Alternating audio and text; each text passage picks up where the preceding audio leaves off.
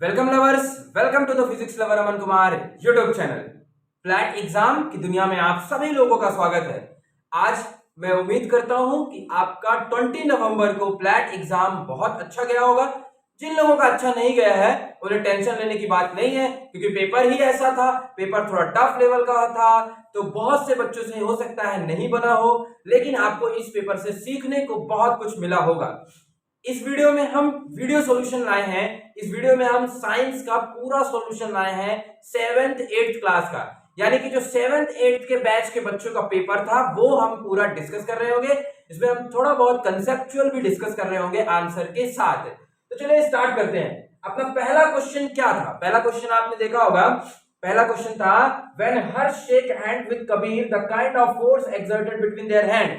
कहने का मतलब ये है, हिंदी मीडियम वाले भी सुनते रहेंगे, कहने का मतलब यह है कि जब हर्ष कबीर से के साथ हाथ मिलाता है, जब हर्ष कबीर के साथ हाथ मिलाता है तो उनके बीच में जो बल लग रहा होता है, जो फोर्स लग रहा होता है, वो कौन सा होता है? तो आप लोग समझने की कोशिश कीजिएगा। पहला ऑप्शन क्या दिया है आपको? ग्रेविटेशनल फोर्स, यानी गुरुत्वाकर्षण बल। ग्रेविटेशनल फोर्स, जब हम कोई भी चीज ऊपर से नीचे की ओर गिरती है तो ग्रेविटेशनल फोर्स हमेशा डाउनवर्ड साइड लग रहा होता है, उस वक्त ग्रेविटेशनल फोर्स लगता है। जैसे आपने सुना हो वो एग्जांपल कि जब एप्पल नीचे गिर रहा था तो नीचे साइड गिर रहा था, तो नीचे साइड ग्रेविटी के कारण गिर रहा था, तो वहां ग्रेविटेशनल फोर्स लगता है। हाथ मिलाने में कौन सा ग्रेविटेशनल फोर्स? तो हाथ मिलाने में ग्रेविटेशनल फोर्स आंसर नहीं होगा। सेकंड ऑप्शन आपका दिया है वीक फोर्स, वीक फोर्स भी नहीं होगा। थर्ड ऑप्शन क्या दिया है आपका? विद्युत चुंबकीय बल, इलेक्ट्रोमैग्नेटिक फोर्स। तो आंसर आपका यही वाला है। आंसर आपका क्या है? सी वाला। अब मैं समझाता हूं, देखो कैसे।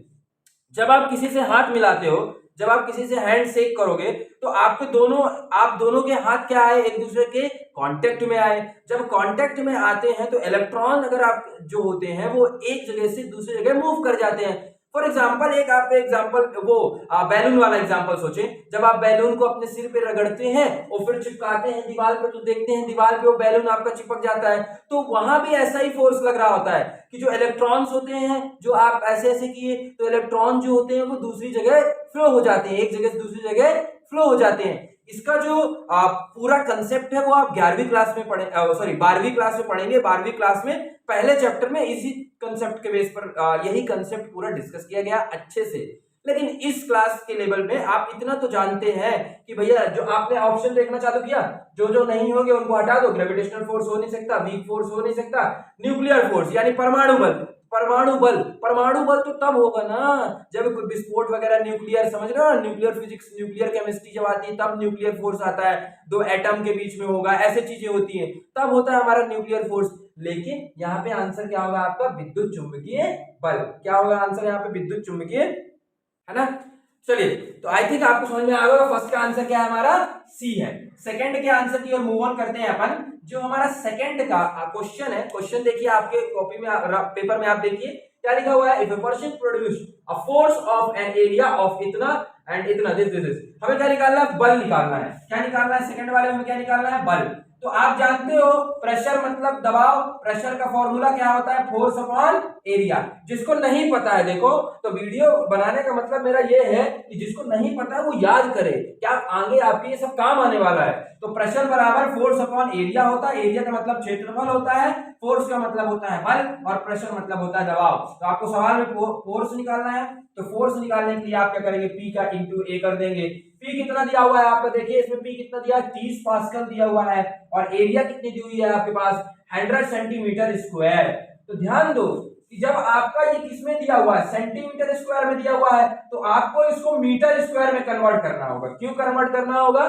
क्योंकि हमेशा हम जब भी कोई फॉर्मूला यूज करते हैं, ध्यान देना, आज से जान लो, 7th 8th क्लास में हो, अगर आज जान लोगे तो 12वीं तक सुखी रहोगे, क्योंकि हमेशा एसआई यूनिट लेकर के सॉल्व करना होता है, सेंटीमीटर नहीं, मीटर का स्क्वायर लेके सॉल्व करेंगे। तो जब हमें सेंटीमीटर को मीटर में कन्वर्ट करना होता है तो हम क्या करते हैं? इसको 100 से डिवाइड कर देते हैं। लेकिन हमारे पास सेंटीमीटर का स्क्वायर है, तो इसका मतलब हम 2 बार 100 से क्या कर देंगे? इसे डिवाइड कर देंगे। ये एसआई यूनिट में आ जाएगा। ये 100 से 100 कट गया, ये 0 से 0 कट गया, तो 3/10 इसे हम बोल सकते हैं 0.3 न्यूटन। फोर्स की एसआई यूनिट याद कर लो बच्चों, क्या होती है? न्यूटन होती है। एन फॉर न्यूटन है यहाँ पे, ठीक है ना। बहुत सारी चीजें आज आपको सीखने को मिलने वाली हैं। आपको पहला चीज इस सवाल में क्या सीखने को मिला कि फोर्स बराबर प्रेशर बराबर फोर्स अपॉन एरिया होता है। प्रेशर बराबर क्या होता है? Force upon area. और प्रेशर को अपन दबाव बोलते हैं, फोर्स को अपन क्या बोलते हैं? बल। एरिया को क्षेत्रफल। दूसरी चीज क्या सीखने को मिली? सवाल हमेशा एसआई यूनिट में करना चाहिए। तीसरी चीज क्या सीखने को मिली कि जो फोर्स की एसआई यूनिट होती है वो क्या होती है बच्चों? न्यूटन होती है। तो हर सवाल में आपको कुछ ना कुछ सीखने को मिल रहा है। इसका आंसर जो हो जाएगा आपका वो ए वाला हो जाएगा। अब आते हैं थर्ड क्वेश्चन में। थर्ड क्वेश्चन क्या दिया हुआ है? पढ़ो third question. Identify the wrong statement. गलत कथन की पहचान करें। जो गलत है कथन उसकी पहचान करें। तो कैसे करेंगे? पढ़ते जाते हैं। चलो पढ़ने किसके बारे में बात की गई है? फ्रिक्शन के बारे में। चलो मैं थोड़ा सा आपको फ्रिक्शन यानी घर्षण के बारे में बता देता हूं, फिर आप सॉल्व करना उसको। तो फ्रिक्शन जो होता है इट इज अ पुश और पुल बिटवीन टू ऑब्जेक्ट, है ना। यानी कि जब दो ऑब्जेक्ट के बीच में कांटेक्ट होता है, जब दो वस्तु आपस में मिले हुए होते हैं और उनके बीच में जब गति हो रही होती है तो फ्रिक्शन यानी घर्षण बल जो होता है तभी घर्षण बल लगता है। यानी कि दो सतह जब आपस में कांटेक्ट में होंगी तभी घर्षण बल लगेगा। और सतह जो होनी चाहिए कैसी होनी चाहिए? रफ होनी चाहिए। कैसी होनी चाहिए?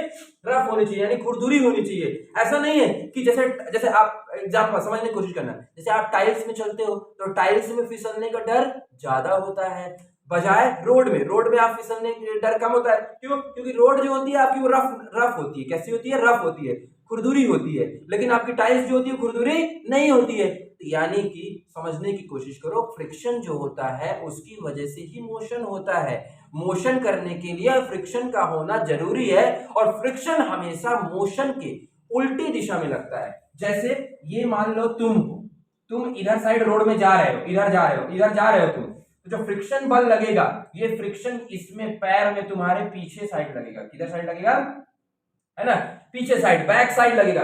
यानी कि अगर आप आगे जा रहे हो, मोशन आगे हो रहा है तो फ्रिक्शन हमेशा पीछे लगेगा। फ्रिक्शन हमेशा गति के विपरीत दिशा में लगता है। पहला पॉइंट हमने याद किया, फ्रिक्शन हमेशा गति के विपरीत दिशा में लगता है और फ्रिक्शन हमेशा दो जने के कांटेक्ट में लगता है। अगर दो जने कांटेक्ट में, अगर ये पैर जमीन में होता ही नहीं, अगर पैर जमीन में होता ही नहीं तो जमीन में चल कैसे पाते, और जमीन में चल नहीं पाते तो फ्रिक्शन कैसे लगता। तो ये सारी चीजें आपको ध्यान रखनी पड़ेगी और ये सारी चीज को ध्यान में रखते हुए आप सवाल करिए। क्या लिखा हुआ है? पहला क्या लिखा हुआ है? घर्षण हमेशा गति का विरोध करता है। क्या लिखा है? घर्षण हमेशा गति का विरोध करता है।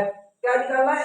गलत कथन की पहचान करना है। दूसरा वाला पॉइंट आप देखिए क्या लिखा हुआ है? घर्षण हमेशा दो सतहों के बीच सापेक्ष गति का विरोध करता है।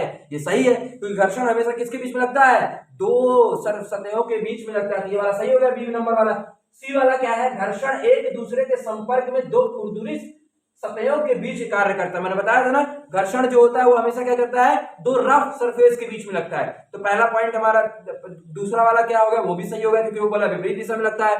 तीसरा पॉइंट बोल रहा है कि दो सतहों खुरदुरी होनी चाहिए, ये भी सही हो गया। लास्ट वाला क्या लिखा है?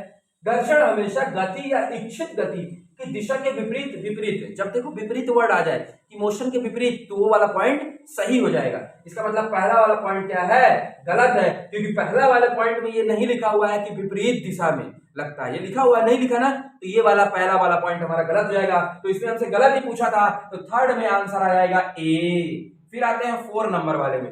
4 नंबर वाले में देखिए क्या लिखा हुआ है? किस दृष्टि दोष के दौरान नेत्र लेंस अभिसरण अभिसारिक हो जाता है?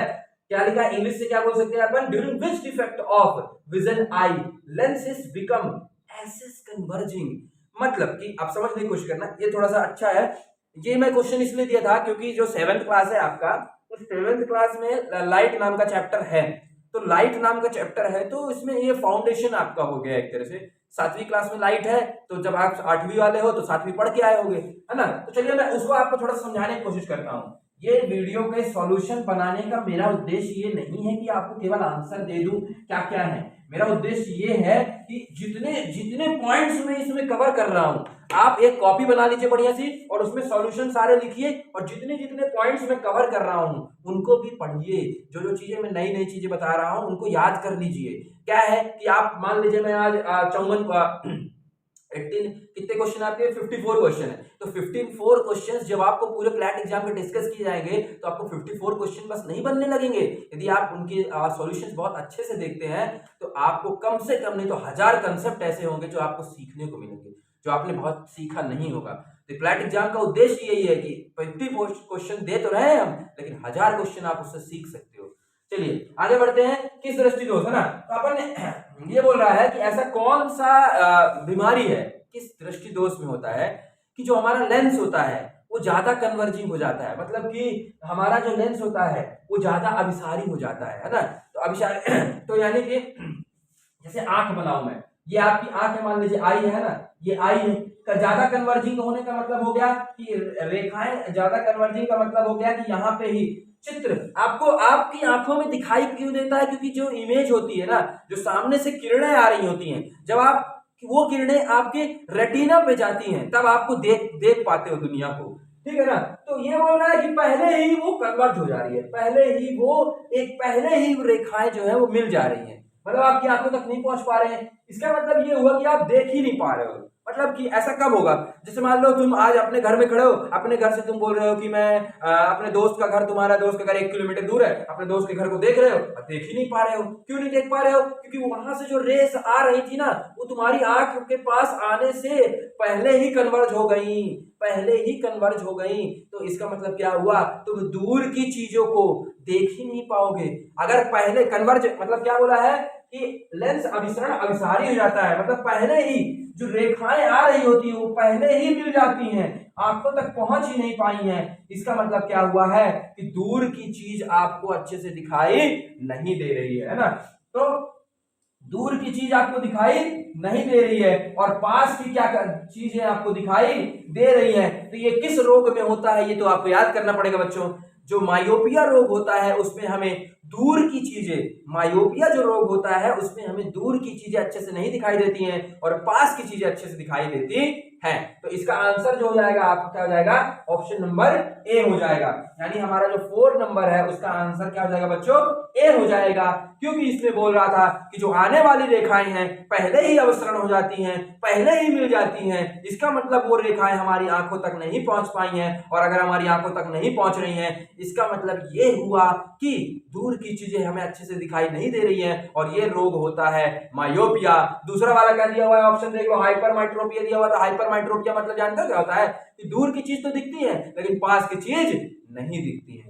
ठीक है, यहां तक सीख लिया आपने। फिर देखिए आपको क्या लिखा है, क्वेश्चन नंबर 5 पढ़िए आप अपने पेपर में, पेपर होगा आपके पास। क्वेश्चन नंबर 5 देखिए, 5 वाले में लिखा हुआ है निम्नलिखित में से कौन ए धातु है, कौन अधातु है, सॉरी होगा यहाँ पेपर में मिस्टेक, कौन अधातु है, मतलब कि नॉन मेटल कौन है। तो नॉन मेटल ये चिल्ला चिल्ला के बच्चों को रटाया जाता है कि जो मरकरी होता है यानी पारा होता है वो नॉन मेटल होता है। बच्चों अगर किसी को याद नहीं है, यदि आपने अभी अपने लेवल में 7th 8th क्लास के लेवल में नहीं पढ़ा है तो आगे चल के आपको पढ़ना होगा ये चीज, ये बहुत इंपॉर्टेंट है। हालांकि जो फाउंडेशन वाले बच्चे होते हैं वो पढ़ लेते हैं 7th 8th में, लेकिन अगर आपने नहीं पढ़ा तो कोई दुख की बात नहीं है, नहीं पढ़े तो कोई दुख की बात नहीं है। क्या भाई तुम बस थोड़ी ना हो, जितने पेपर दिए सभी गधे थे, सभी बहुत से बच्चे नहीं पढ़े थे, तो इसलिए आपको बिल्कुल टेंशन नहीं लेना कि आपसे बन नहीं रहा है। आप तो याद कर लो कि जो नॉन मेटल होता है, नॉन मेटल, इसको तो ऐसा याद कर लो, ओनली लिक्विड वाला, लिक्विड केवल एक ही ऐसा होता है जिसका नाम है मरकरी। मरकरी ही केवल ऐसा होता है, यानी पारा ही एक ऐसा होता है जो लिक्विड होता है और नॉन मेटल भी होता है, अधातु होता है और तरल द्रव्य भी होता है। ठीक है ना। तो यहां तक हमने अभी तक 5 सवाल अपने डिस्कस कर लिए हैं। चलिए आगे बढ़ते हैं, 6वें नंबर पे मूव ऑन करते हैं। 6वें नंबर वाला पढ़ो सवाल क्या लिखा हुआ है, 6वें नंबर वाला पढ़ो जल्दी सवाल क्या लिखा हुआ है। चलो 6वें नंबर पहुंच गए अपन। 6वें नंबर में लिखा है वायरस से बने होते हैं। वायरस किससे बने होते हैं, तो वायरस जो होते हैं बच्चों वो डीएनए, आरएनए और किससे, प्रोटीन कोड से, यानी हमारे पास सभी चीजों से मिलकर बने होते हैं। किससे किससे याद कर लो, नहीं पता, अरे तुमको एक अच्छी बात बताऊं, ये वायरस वाला सवाल जो है ना ये एक बार यूपीएससी पीएससी एग्जाम में भी पूछा जा चुका है कि वायरस किस किस चीज से बना हुआ होता है, नीट में भी पूछा जा चुका है, सोच लो 7th 8th में भी पूछा गया है, तो इसको याद कर लो। भाई नहीं बना पेपर में तो क्या हुआ, याद कर रहे हैं ना अपन, आरएनए डीएनए से बना हुआ होता है, आरएनए से बना हुआ होता है और किससे बना होता है, प्रोटीन कोड से बना हुआ होता है, प्रोटीन कोड से। हिंदी मीडियम वाले बुरा मत मानना, मैं इंग्लिश से बस लिख रहा हूं, आप लोग पेपर में देख सकते हैं। आपका आंसर होगा डीएनए आरएनए प्रोटीन कोड, यानी ऑप्शन नंबर होगा डी नंबर 6 का आंसर होगा डी सभी, है ना। सेवंथ में आ जाइए। सेवंथ क्वेश्चन क्या लिखा हुआ है, देखिए आपके पास सेवंथ क्वेश्चन क्या लिखा हुआ है, पढ़िए जल्दी। सेवंथ क्वेश्चन क्या लिखा हुआ है, सेवंथ क्वेश्चन लिखा हुआ है कि निम्नलिखित से किस कोशिका को पावर हाउस कहा जाता है। Which of the following is called the power house of the cell. तो पावर हाउस किसे बोलते हैं, याद कर लो, माइटोकॉन्ड्रिया को। किसे बोलते हैं, माइटोकॉन्ड्रिया को बोलते हैं। ये ऑप्शन कौन सा हमारा सही हो जाएगा, ए ऑप्शन। कौन सा सही होगा, ए ऑप्शन। अब आते हैं 8वें क्वेश्चन में। 7वां वाला कर लिए, कौन सा होता है हमारे पास, माइटोकॉन्ड्रिया होता है। क्या होता है, माइटोकॉन्ड्रिया जो होता है हमारे पास, उस वही कहलाता है पावर हाउस। किसी भी सेल का पावर हाउस कहलाता माइटोकॉन्ड्रिया है। निम्नलिखित में कौन सी एक बहिस्रावी ग्रंथि नहीं है, ऐसी कौन सी मतलब इसमें क्या पूछा है, देखिए ये पूछा है हमारे पास, पूछा है which of the following is not an exocrine gland. Exocrine gland ऐसी कौन सी ग्लैंड है इनमें से जो एक्सोक्राइन नहीं है, यानी कि हमारे पास बहिस्रावी ग्रंथि है। मैं मानता हूं कि ये वाला क्वेश्चन आपके लिए टफ होगा। क्वेश्चन नंबर 8 जो है ये टफ होगा, क्योंकि पेपर में कुछ क्वेश्चन तो ऐसे होंगे ना जो टफ होंगे बच्चों। तो क्वेश्चन नंबर 8 वाकई में टफ है, क्योंकि इसमें पूछा है, ये थोड़ा सा हाई लेवल का पूछा है, लेकिन फिर भी आप याद करिए इसे। क्या पूछा है, which of the following is not an exocrine gland, बहिस्रावी ग्रंथि नहीं है। तो कौन सी ऐसी ग्रंथि है जो बहिस्रावी ग्रंथि नहीं है। तो अब देखिए कौन सी नहीं है, आंसर देखो, बताओ कौन सा आंसर होगा।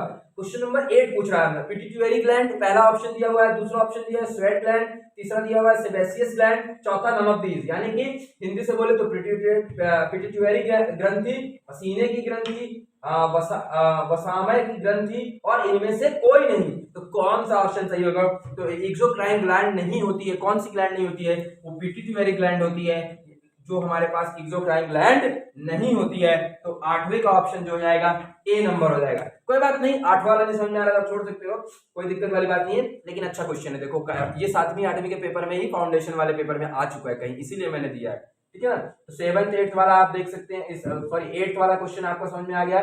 पूछा है कि एक्सोक्राइन ग्लैंड कौन नहीं है, याद कर लो, पिट्यूटरी ग्लैंड जो होती है वो बहिस्रावी ग्रंथि नहीं होती है, ठीक है ना। Which of the following is a preventive measure for the water pollution? अब एक सवाल पूछा है कि पानी के, यानी पानी में जो प्रदूषण होता है ना, जल प्रदूषण होता है, तो ऐसा कौन सा चीज है जिसकी वजह से हम जल प्रदूषण से बच सकते हैं।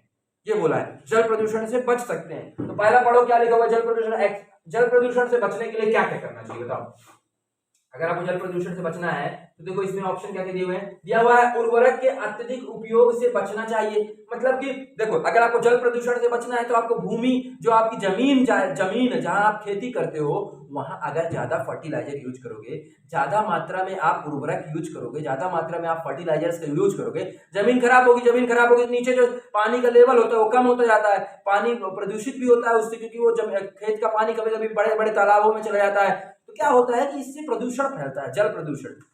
पहला वाला पॉइंट तो सही हो गया कि हमें कम मात्रा में उपयोग करना चाहिए। जो कचरा है उसे खुले में नहीं फेंकना चाहिए भाई। खुले में आप फेंक दोगे तो पानी में अगर आप फेंक दोगे, खुले में ऐसे कचरा आके पानी में डाल दिए तो प्रदूषण तो फैलेगा ना पानी में। तो इसका मतलब बोला नहीं करना चाहिए। हाँ, तो ये सही हो गया, क्योंकि पूछा है कि ऐसी कौन सी चीज, कौन सा ऑप्शन सही है जिसकी वजह से जल प्रदूषण नहीं होगा। तो इसमें बोला कि हमें नहीं फेंकना चाहिए, तो नहीं फेंकना चाहिए, तो दूसरा ऑप्शन सही हो गया। पहला वाला ऑप्शन अच्छे से देखोगे, उर्वरक के अत्यधिक उपयोग से बचना चाहिए, मतलब कि बचना चाहिए, मतलब हमें फर्टिलाइजर ज्यादा इसका उपयोग नहीं करना चाहिए। इसका मतलब पहला ऑप्शन भी सही है, दूसरा भी सही है। फिर तीसरा क्या लिखा है, sewage should not be dump into river, मतलब जो कचरा वगैरह होता है ना, सीवेज होता है ना, ह्यूमन सीवेज हो गया और एनिमल सीवेज हो गया, तो ये सब चीजें जो है हमें वाटर में नहीं फेंकना चाहिए। तो ये भी सही ऑप्शन हो गया, ऑल ऑफ दिस। तो इसका आंसर होगा हमारे पास 9 का डी नंबर। समझ रहे हो ना बात को, कि जल प्रदूषण से हमें बचना है। तो जल प्रदूषण से बचने के लिए हमें क्या नहीं करना चाहिए, हमें क्या करना चाहिए, ज्यादातर फर्टिलाइजर्स का उपयोग मत करो, आप सीवेज गंदगी को पानी में मत फेंको, वेस्ट को मत फेंको, है ना, ये सब चीजें मत फेंको, तो वैसे भी आपका पानी शुद्ध हो जाएगा, वैसे भी आपका जल प्रदूषण से आप बच जाओगे। फिर आते हैं अपन 10वें नंबर पे। देखिए 10वें नंबर पे क्या दिया हुआ है बच्चों, 10वें नंबर पे दिया है प्रसिद्ध स्मारक ताजमहल को खतरा किसके कारण है। मतलब कि जो ताजमहल है, सुने होंगे कभी तुम लोग, अभी कभी घर वाले तुम्हारे बात किए होंगे, या फिर कभी बड़े भैया लोग बात किए होंगे, या फिर आप लोग एसएसटी वगैरह में पढ़े होंगे। जो ताजमहल का कलर है वो कैसा होता जा रहा है, बताओ। ताजमहल का कलर चेंज होता जा रहा है, मतलब येलो हो रहा है। तो वो किसके कारण होता है, किस प्रदूषण के कारण होता है? जल प्रदूषण, वायु प्रदूषण, ध्वनि प्रदूषण, किस प्रदूषण के कारण होता है? तो आप जानते हो ना, वो एयर में गंदगी होने के कारण हो रहा है, वहां वायु प्रदूषण के कारण वायु प्रदूषण होता है, जिसकी वजह से फिर एसिड रेन होती है ना। तो ताजमहल वाला जो लिखा हुआ है, इसका आंसर क्या होगा? बी नंबर होगा। इसको अच्छे से समझाता हूं मैं कि एयर पॉल्यूशन कारण होता है। किसके कारण होता है? Air pollution. एयर पॉल्यूशन मतलब जानते हैं ना क्या होता है?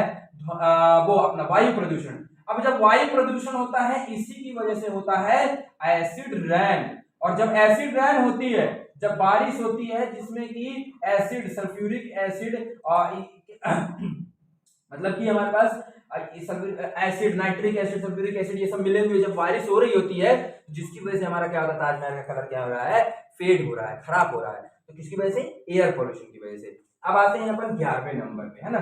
तो 11वें नंबर में प्रश्न देखिए आप क्या लिखा हुआ है। 11वें नंबर में सवाल है शायद एक, है ना।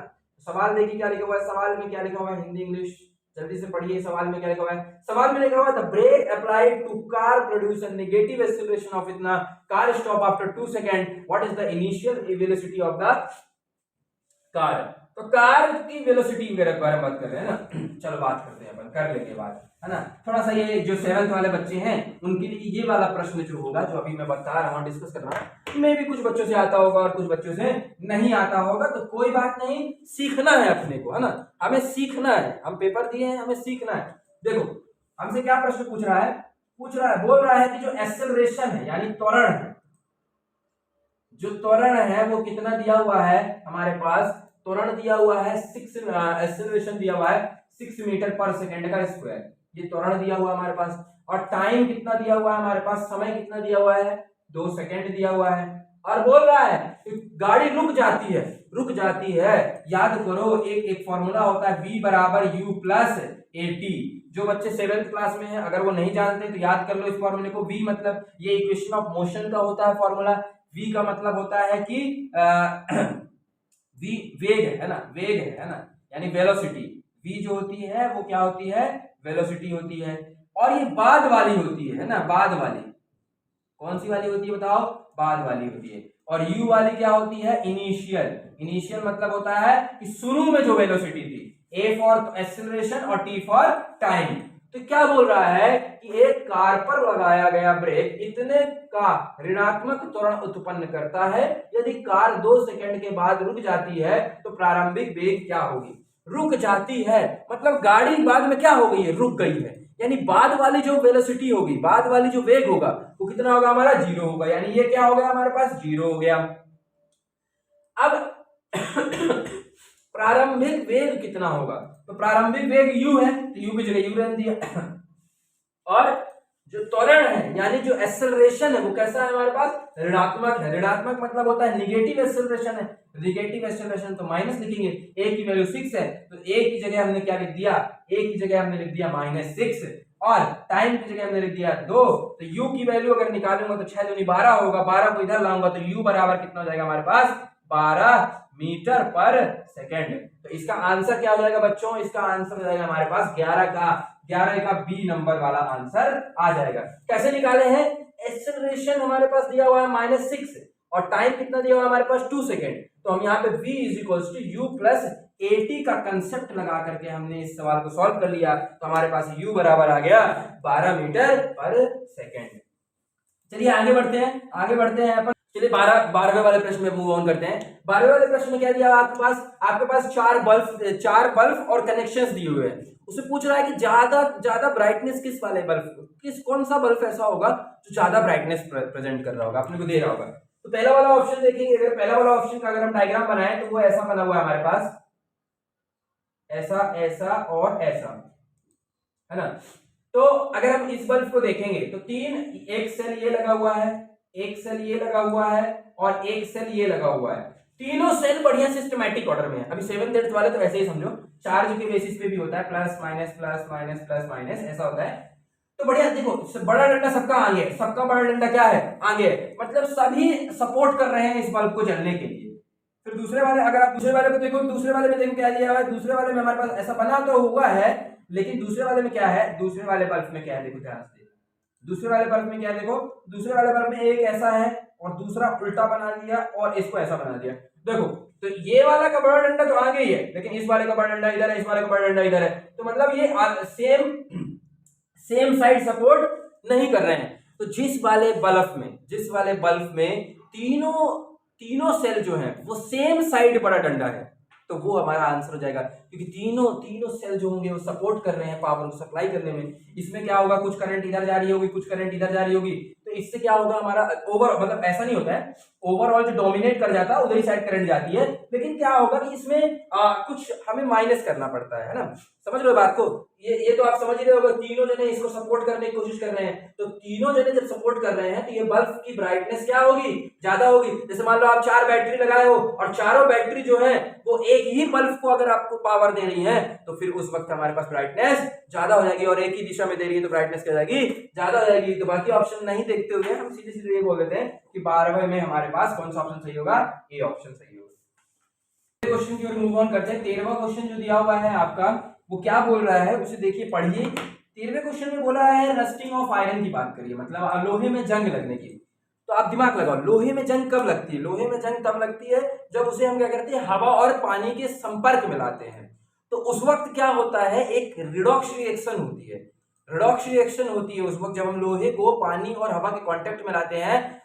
Rusting of iron takes place when the iron is exposed to the liquid and air.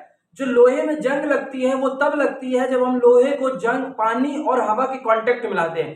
तो सच बात है कि भाई लोहे में जंग तो तभी लगती है जब हम लोहे को पानी और हवा के कांटेक्ट में लाते हैं। तो पहला वाला ऑप्शन अभी क्या हो गया, सही हो गया। दूसरा वाला क्या दिया हुआ है कि इसका फॉर्मूला जो होता है रस्ट का वो FeSO4.XH2 होता है। तो ये गलत है, क्योंकि रस्टिंग के दौरान जो हमारा फॉर्मूला निकल के आ रहा होता है रस्ट का Fe2O3.XH2O होता है। तो इसका मतलब हमारे पास इसमें केवल एक ही करेक्ट होगा, यानी हमारे पास इसका आंसर होगा ए नंबर।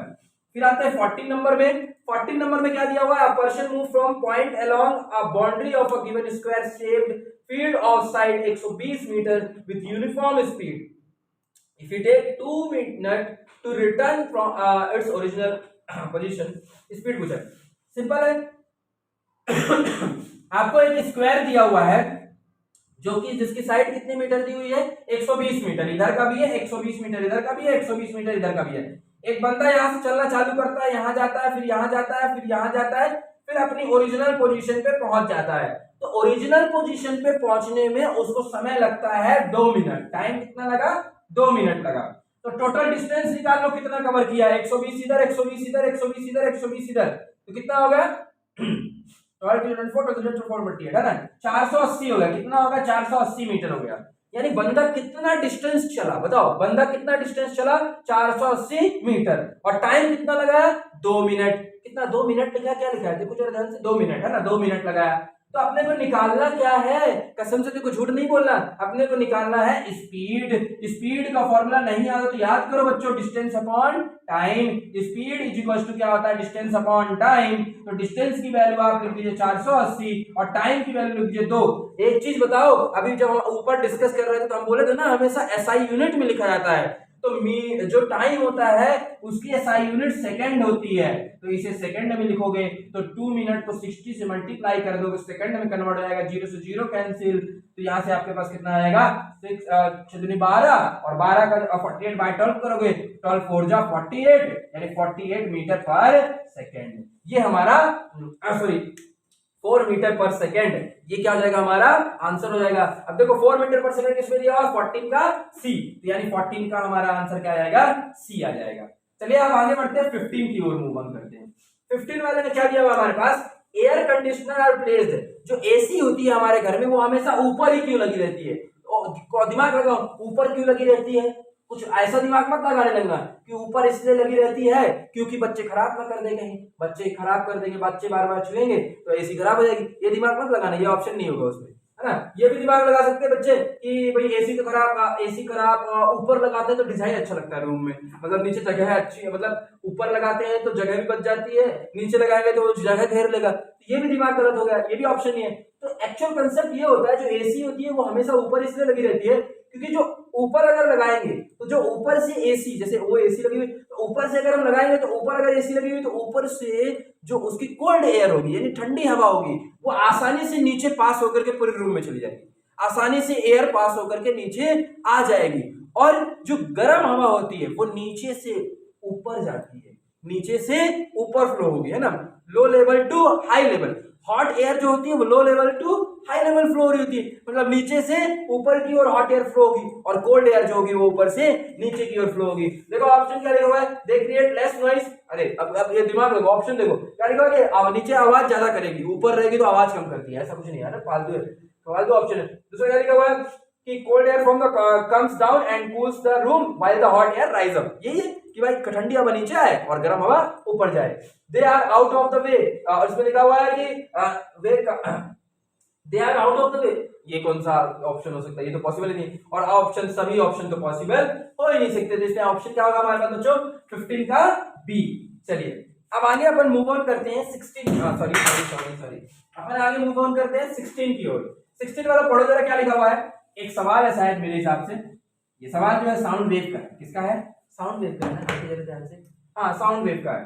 तो इसमें जो देखो अब मैं जो बताने जा रहा हूँ आपको उसे आप बहुत अच्छे से देखिएगा, जो कंसेप्ट बता रहा हूं आपको इसे आप लिख लीजिएगा। साउंड वेव में क्या होता है कि जो स्पीड ऑफ लाइट होती है सी बोलते हैं उसे, है ना, इसका जो फॉर्मूला होता है वो एफ इंटू लैम्डा होता है।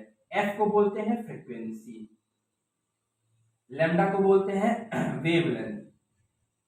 समझना, स्पीड मतलब गति, फ्रीक्वेंसी मतलब आवृत्ति, और वेवलेंथ मतलब क्या होता है देखो इसमें जल्दी से देखते हैं फटाक से, है ना। क्वेश्चन कहा गया अपना, इसमें देखो आवृत्ति और किलोवाट तरंग दैर्घ्य, है ना, तरंग दैर्घ्य बोल सकते हो आप वेवलेंथ को। तो फ्रीक्वेंसी कितनी दी हुई है इसमें, फ्रीक्वेंसी कितनी हुई है हमारे पास 2 किलोहर्ट्ज दी हुई है, 2 किलोहर्ट्ज। तो देखो हमने बोला जो फ्रीक्वेंसी होती है यानी आवृत्ति होती है उसकी जो एसआई यूनिट होती है वो हर्ट्ज होती है। किलो में लिखा हुआ है तो इसे हर्ट्ज में कन्वर्ट करने के लिए हम 1000 से मल्टीप्लाई कर देंगे। और लैम्डा की वैल्यू कितनी दी हुई है इसमें देखो 35 सेंटीमीटर दी हुई है।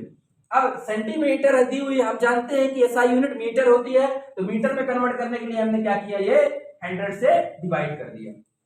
यहां तक समझ में आ गया। तो यहां से आप स्पीड कितनी निकाल लोगे, स्पीड निकालना है तो ये से ये 1 2 जीरो कट गए और ये अपने पास कितना आ गया 700 आ गया, ये हमारी स्पीड आ गई। अब आपको बताता हूँ स्पीड मैंने क्यों निकाला। पूछा क्या सवाल, पूछा क्या है कि एक जैसे मतलब इतना दिया हुआ है तो 1.5 किलोमीटर की यात्रा करने के लिए कितना समय लगेगा। तो देखो जैसे मान लो आप अगर आपसे पूछा है कि आप इतने मिनट में इतनी दूरी तय कर लेते हो, तो फिर अगर आपको इतनी दूरी तय करनी है तो कितना टाइम लगेगा। तो आपको पहले ये पता होना चाहिए ना आप किस गति से दौड़ रहे हो। यदि आपको गति पता होगी अपनी कि आप किस गति से दौड़ रहे हो तो आप फिर अंगला निकाल सकते हो कि उसमें कितना समय लगेगा। जब आपको पता ही नहीं है, जैसे मैं आपने बोला कि आपने बोला कि 2 घंटे में आपने अपने घर से अपने गांव चले गए 2 घंटे में, इतने किलो मतलब 50 किलोमीटर था, 2 घंटे में आपने 50 किलोमीटर तय कर दिया, तो आपको स्पीड पता होनी चाहिए। तो फिर आप स्पीड निकालोगे पहले कि स्पीड अगर तुम्हें पता चल गई कितनी तीव्र गति से गाड़ी चलाए हो, तो अगर तुमसे पूछा कि अगले 25 किलोमीटर अब कैसे कितने टाइम लगेगा कवर करने में, तो स्पीड पता होगा तभी आप निकाल पाओगे ना उसे। उसी प्रकार सबसे पहले हमने स्पीड निकाल लिया। अब हमें चलाना कितना था, चलाना था डिस्टेंस कितनी कवर करानी थी 1.5 किलोमीटर। किलोमीटर को मीटर में कन्वर्ट करोगे तो कितना आएगा, पहले तो ये 15 लिखा अपन ने, पॉइंट के बाद एक डिजिट था तो 10 नीचे आ गया। किलोमीटर को मीटर में कन्वर्ट करने के लिए हमने क्या किया 1000 से मल्टीप्लाई कर दिया, ये 0 0 कैंसिल, यानी आ गया हमारे पास 1500 क्या आ गया डिस्टेंस, ये क्या आ गई डिस्टेंस, और स्पीड इतना है। थोड़ी देर पहले याद करो एक फार्मूला बताया था, स्पीड इज इक्वल टू होता है डिस्टेंस अपॉन टाइम। स्पीड की वैल्यू कितनी दी है 700, तो 700 लिख दो, और डिस्टेंस की वैल्यू कितनी दी हुई है 1500, तो 1500 लिख दो, और टाइम, तो टाइम यहां से निकालने के लिए अपन क्या करेंगे, टाइम को इधर भेजेंगे 700 को नीचे भेजेंगे, तो टाइम बराबर अपने पास कितना आएगा 1500 बटे 700, ये से कैंसिल, तो हमारे पास 7 टू 14 बचा 1, ऐसा करके 7 टू 14 बचा 1 10 होगा 7 हो जाएगा, 2.1 के आसपास आ रहा है, 2.1 सेकेंड के आसपास हमारा आंसर आएगा। यानी ऑप्शन नंबर क्या आएगा हमारा 15 था ना, सॉरी 16 चल रहा था, 16 का आंसर आएगा हमारे पास बी। अब अपन बात करते हैं 17 क्वेश्चन की। 17 क्वेश्चन हमारा कंसेप्चुअल क्वेश्चन है। To protect the tooth we are advised to brush our teeth regularly, the nature of the toothpaste should commonly should be. हमारे दांतों में जब क्या होता है, क्या बोला है जब हमारे दांत सड़ने लगते हैं तो उस वक्त डॉक्टर हमें क्या एडवाइस करता है? डॉक्टर हमें ये एडवाइस करता है जो हमारा टूथपेस्ट होना चाहिए वो जैसे आप सुने होंगे, वो प्रचार सुने होंगे, या आपके टूथपेस्ट में नमक है ना? जब टूथपेस्ट में नमक होता है जो हमारे दांतों के लिए हानिकारक होता है, मतलब सॉल्ट होगा, एसिडिक होगा, तो वो हमारे लिए हानिकारक होता है। इसीलिए जो हमारा टूथपेस्ट होना चाहिए वो कैसा होना चाहिए? बेसिक होना चाहिए, यानी हमारा टूथपेस्ट क्षारीय होना चाहिए। समझ रहे हो बात को? एसिडिक नहीं होना चाहिए, है ना? एसिडिक होगा तो हमारे लिए हानिकारक होगा, हमारे दांतों के लिए। और आता है क्लोरीन। क्लोरीन के बारे में अब इसको छोड़ो, ये वाला कंसेप्ट अच्छे समझाते हैं आपको, ठीक है ना? थोड़ा सा ये समझने की कोशिश कीजिएगा। बच्चों 7th 8th क्लास में हो, आपको लग रहा होगा कि ये चीजें बहुत टफ है, ये चीजें हमने पढ़ा नहीं है। यकीन मानिए ये फाउंडेशन चीजें हैं। कुछ क्वेश्चंस आपसे बन रहे होंगे, कुछ क्वेश्चंस आपसे नहीं बन रहे होंगे, लेकिन आपको बनने सभी चाहिए क्योंकि एक फाउंडेशन सिलेबस है ना। क्लोरीन, क्लोरीन के बारे में पूछा है, इसमें इलेक्ट्रॉनों की संख्या पूछी है, प्रोटॉन की और न्यूट्रॉन की। क्लोरीन का जो एटॉमिक नंबर होता है वो होता है 17। अब अगर एटॉमिक नंबर 17 है तो इसका याद कर लो, क्लोरीन का एटॉमिक नंबर 17 है तो इलेक्ट्रॉनों की संख्या भी उतनी ही होती है जितना एटॉमिक नंबर होता है, और प्रोटॉन की भी संख्या उतनी ही होती है जितना उसका एटॉमिक नंबर होता है। बस न्यूट्रॉन की संख्या क्या होती है कि मास में से, एटॉमिक मास जो होता है उसमें से एटॉमिक नंबर को माइनस कर देते हैं। अब इसका जो मास होता है, एटॉमिक मास जो होता है वो 17, इसका डबल कर दो, डबल में एक जोड़ देते हैं, 17 जो 34, 35, यानी इसका मास कितना होता है 35, और 35 में से एटॉमिक नंबर कितना है 17, माइनस कर दोगे तो आंसर आ जाएगा 18। तो ये हमारा आंसर 17, इलेक्ट्रॉन की संख्या 17, न्यूट्रॉन की संख्या 18, प्रोटॉन की संख्या 17। तो हमसे क्या पूछा है? पहले क्या लिखा है? प्रोटॉन, न्यूट्रॉन और इलेक्ट्रॉन। तो प्रोटॉन कौन है हमारे पास? 17, और न्यूट्रॉन कितना है हमारे पास? 18, और फिर 17, 17 18 17, यानी ऑप्शन नंबर बी। ये वाला क्वेश्चन हाँ मानता हूं कि थोड़ा सा आपके लेवल का नहीं था, लेकिन फिर भी फाउंडेशन सिलेबस में के बेसिस पर ये सवाल आपको आना चाहिए। ये बहुत ही जनरली पूछा जाता है, generally common question, it is a very common question. आप इसे मगअप भी कर सकते हैं, रट लीजिए पूरी तरह से कि क्लोरीन का एटॉमिक नंबर 17 होता है, एटॉमिक मास का डबल का 1 + 1, डबल कर दो, 17 × 34, 34 में +1 35, या ये जरूर याद कर लो कि भैया इलेक्ट्रॉन की संख्या हमेशा किसके बराबर होती है? एटॉमिक नंबर के। और प्रोटॉन की संख्या किसके बराबर होती है? एटॉमिक नंबर के। न्यूट्रॉन की संख्या किसके बराबर होती है? वजन में से उसके एटॉमिक नंबर को माइनस कर देते हैं। तो आई होप आपको ये सारे क्वेश्चन समझ में आ गए होंगे, आपने आंसर मिला लिए होंगे। आप उदास मत होइए अगर आपके कम नंबर आए हैं, क्योंकि बहुत से बच्चों के कम नंबर आए हैं। जब खुद बस के कम आते हैं तब दुखी होता है आदमी, जब सबके कम आते हैं तो क्या बात कर दुखी। और इसी प्रकार आप मैथ्स का भी देख सकते हैं कि जो सॉल्यूशन है इसी प्लेलिस्ट में मैथ का भी होगा, और इसी प्लेलिस्ट में आपका रीजनिंग का भी होगा जो आकाश भैया बनाएंगे। Thank you all of you.